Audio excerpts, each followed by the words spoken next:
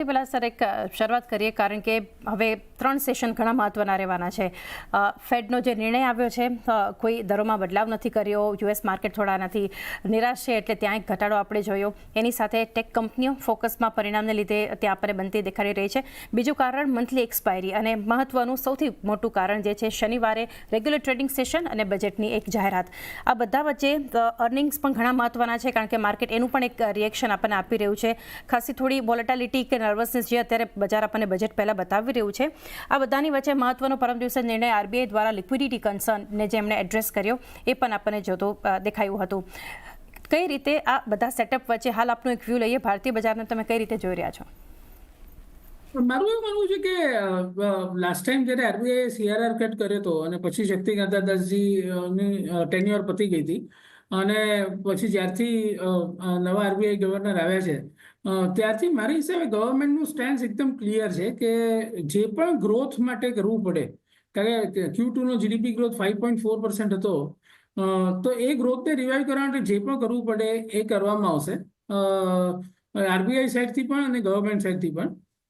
કારણ કે ગયા વર્ષે આપણે જે જોયું કે ગવર્મેન્ટનું સ્પેન્ડિંગ બી ઓછું હતું ઇલેક્શનને કારણે અને આરબીઆઈ બી બહુ જ ટાઈટ લિક્વિડિટી હતી અને એટલે જ આપણે જોયું કે ઘણા ટાઈમ સુધી લિક્વિડિટી ડેફિસિટ સિસ્ટમમાં રહી અને જેથી કરીને સીઆરઆર કટથી 1,16,000 કરોડ અને આ પરમ દિવસના જે સ્ટેપ્સ લીધા વીઆરઆર ને ઓએમઓ જે 2 લાખ કરોડનું કર્યું આરબીઆઈએ, તે છતાં પણ હજી પણ સિસ્ટમમાં લિક્વિડિટીની જરૂર છે.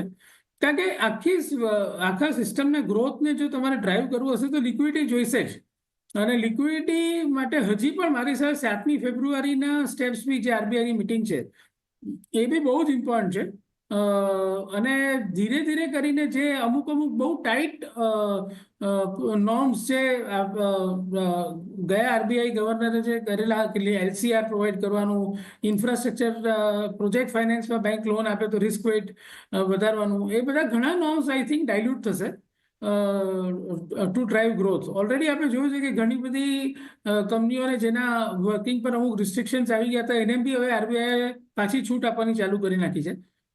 મારા હિસાબે ગવર્મેન્ટ પાસે ફિસ્કલ સ્પેસ લિમિટેડ છે ટુ ડ્રાઈવ ગ્રોથ અને પ્લસ આ વખતે એક્સપેક્ટેશન જેમ તમે હમણાં કહી રહ્યા હતા એમ થોડું મિડલ ક્લાસનું એક્સપેક્ટેશન બી બહુ હાઈ છે કારણ કે મિડલ ક્લાસે બહુ બોજો ભોગ્યો છે છેલ્લા 1-1.5 વર્ષમાં. ઇન્ફ્લેશન હાઈ હતું અને વેજીસ એવા વધ્યા નથી એટલે મારા હિસાબે કંઈક તો મિડલ ક્લાસ બી એક્સપેક્ટ કરી રહ્યું છે બજેટ પાસથી અને જે રાઈટ છે અને એ આપવાની કોશિશ થશે અને થોડું કેપેક્સ ફ્રન્ટ લોડ કરવાની ટ્રાય કરવી જોઈએ. એટલીસ્ટ તમે વધારે અમાઉન્ટ ન કરી શકો તો કંઈ નહીં, પણ એકચ્યુઅલી જે પ્રોજેક્ટ્સ ગયા વર્ષે ઇલેક્શનને કારણે જે પ્રોજેક્ટ્સ પોસ્ટપોન થયા છે એને તમે ફ્રન્ટ લોડ કરીને જલ્દીથી જલ્દી ગવર્મેન્ટ સ્પેન્ડિંગ વધે, એક તરફ આરબીઆઈ લિક્વિડિટી ઇન્ફ્યુઝ કરે, આ બંને સ્ટેપ્સ મને એવું લાગે છે કે આવતા 10 દિવસમાં બધું જોવા મળશે અને એની પોઝિટિવ ઇફેક્ટ